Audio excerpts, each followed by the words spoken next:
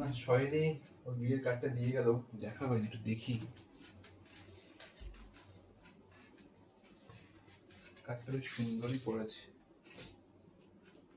শৈলী অরিজিৎ।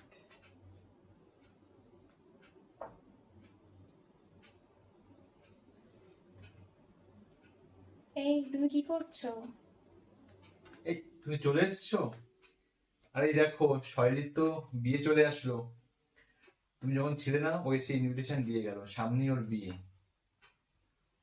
কিন্তু মানে আমি ভাবছি ওকে কি গিফট দেওয়া যায়, ও খুব আমার প্রিয় স্টুডেন্ট, তো তাই ওর জন্য স্পেশাল কিছু দেওয়া উচিত। তুমি কি বলো? হ্যাঁ, অবশ্যই দেওয়া উচিত। কিন্তু কি দেবো বলো তো? ও তো আঁকতে ভীষণই ভালোবাসে, আর তোমার স্টুডেন্ট, ওর একটা ছবি এঁকে দাও।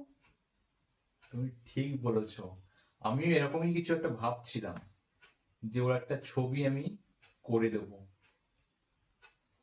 ঠিক বসে আছে, না থেকে তাড়াতাড়ি করো। কাল থেকেই ওর ছবিটা আমি শুরু করব। ওর প্রোফাইল থেকে একটা সুন্দর ছবি বার করে কাল থেকেই আমি কাজটা শুরু করব। ঠিক আছে? ঠিক আছে, তাহলে লেগে পড়ো কাজে।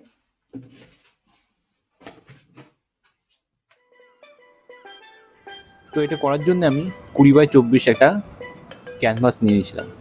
আর ক্যানভাসের কিন্তু অনেক রকমের কোয়ালিটি হয়, আর এটা ছিল সব থেকে বেস্ট কোয়ালিটির ক্যানভাস। প্রথমে আমি আউটলাইনটা করে নিয়েছিলাম এবং সেটাকে পেন্সিল দিয়ে একটু শেডিং করে নিচ্ছিলাম। আরও শেডিংটা আমি এই জন্যই করে নিয়েছি কারণ পরে রং চাপাতে চাপাতে ড্রয়িংটা হারিয়ে যায়। তো তারপর আমি একটা ব্রাউন টোন দিয়ে দিলাম। এই ব্রাউন টোনটা দেওয়ার কারণ হচ্ছে যাতে ছবিটির ভ্যালু একটু ভালো হয়। যেহেতু দিন খুব তাড়াতাড়ি চলে আসছিলো, তাই আমি ড্রায়ার দিয়েই রঙটা শুকিয়ে খুব তাড়াতাড়ি কাজটা করার চেষ্টা করছিলাম। অ্যাক্রিলিক কালার একটু সময় নিয়ে করলেই খুব ভালো হয়, কিন্তু সময় হাতে নেই, খুবই কম, আর কাজটা করতে হবে এবং ওকে সারপ্রাইজ দিতে হবে, তাই কাজটা আমি খুব দ্রুতই রাতে জেগে জেগেই করেছি। ব্যাকগ্রাউন্ডে প্রথমে আমি একটা অন্য কালার দিয়েছিলাম এবং সেটা ভালো ছবির সাথে মানানসই হচ্ছে না বলে আমি আবার কালারটিকে চেঞ্জ করলাম। প্রথমে আগে আমি ব্যাকগ্রাউন্ডের কাজটা করে নিয়েছি, তারপর আস্তে আস্তে ফিগারগুলো ধরেছি। ছবিটা খুব তাড়াতাড়ি কমপ্লিট করেছি, আর কিছুটা করলেই ছবিটি সম্পূর্ণ হয়ে যাবে। তো ছবিটির ফাইনাল লুক তোমরা দেখে নাও কেমন হয়েছে, আর অবশ্যই কিন্তু আমাকে জানিও। আর কিছু কিছু ফিনিশিং বাকি ছিল, তো সেটা আমি করে কমপ্লিট করে নিলাম। আর দেখতে দেখতে চলে আসলো সেই দিন। তো আমরা রেডি হয়ে নিলাম, একটু পরেই বার হয়ে পড়বো।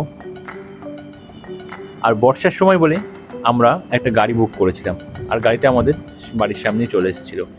তো দেরি না করে আমরা গাড়িতে উঠে পড়লাম এবং গাড়ি অলরেডি ছেড়েই দিয়েছে। পরিবেশটা খুবই সুন্দর ছিল, আর দেখতে দেখতে কিন্তু আমরা চলে আসলাম একদমই বিয়ে বাড়ির মণ্ডপের এখানে।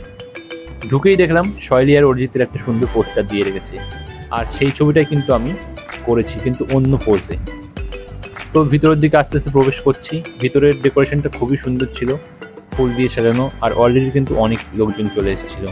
তো তারপরই শৈলীর সাথে দেখা হয়ে গেছিলো এবং ওর হাতে ওর পছন্দের ছবিটা আমি তুলে দিয়েছিলাম। তো দেরি না করে ওর সামনেই ছবিটা আমি ওপেন করাচ্ছি ওকে দিয়েই।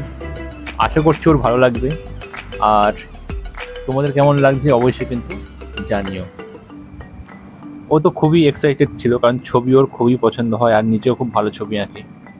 তো এইটাই ছিল ফাইনাল লুক, আর ওর মুখের হাসিটা দেখেই বোঝা যাচ্ছে যে ওর কতটা পছন্দ হয়েছে। তো তারপর আমরা সবাই মিলে একটা ফটোশ্যুট করে নিলাম, আর এখানে ভিডিওটা শেষ করছি। দেখা হবে আবার অন্য কোনো ভিডিওতে।